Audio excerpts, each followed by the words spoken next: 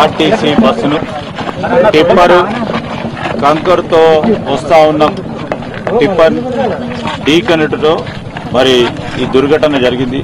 చాలా బాధాకరం, దురదృష్టకరం. ఒక విషాద ఘటన జరగటం మరి యావత్ ప్రభుత్వం మరి దిగ్భ్రాంతితో ఈరోజు ముఖ్యమంత్రి గారు వారికి విషయం దృష్టికి రాగానే వెనువెంటనే సంఘటన జరిగిన కొద్ది నిమిషాల్లోనే యావత్ పోలీస్ యంత్రాంగం, రెవెన్యూ యంత్రాంగాన్ని అప్రమత్తం చేసి జిల్లాకు సంబంధించిన యంత్రాంగాన్ని అప్రమత్తం చేసి సహాయక చర్యలు వెంటనే చేపట్టాలని ఆదేశించడం జరిగింది. తొందరగా పోలీసు యంత్రాంగం, ఎక్కడున్న రెవెన్యూ యంత్రాంగం వచ్చి మరి సంఘటన జరిగిన మరి బస్సులో ఉన్న ప్రయాణికులను కాపాడాలని ఉద్దేశంతోనే అన్ని చర్యలు చేపట్టడం జరిగింది.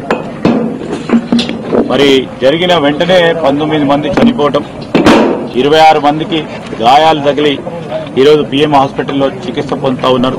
ఈ దుర్ఘటనకు సంబంధించి మరి మా పిసిసి అధ్యక్షుల వారు కూడా దిగ్భ్రాంతి వ్యక్తం చేస్తూ ఇక్కడ ఉన్న స్థానికంగా ఉన్న మా కాంగ్రెస్ మిత్రులను కూడా వెనువెంటనే సహాయక చర్యలో ముందుండాలని తెలియజేయడం జరిగింది. ఈ సంఘటనకు సంబంధించి మరి ప్రభుత్వ పక్షాన వారి కుటుంబ సభ్యులకు అండగా నిలబడాలి. క్షతగాత్రులకు సంబంధించి ఇంకా కూడా ఎవరికి ప్రాణాపాయం ఉండకూడదని చికిత్సను వెనువెంటనే చేపట్టడం జరిగింది. 26 మంది కూడా మరి డాక్టర్స్ రిపోర్ట్ మేరకు స్టేబుల్ గా ఉన్నారని తెలియజేయడం జరిగింది.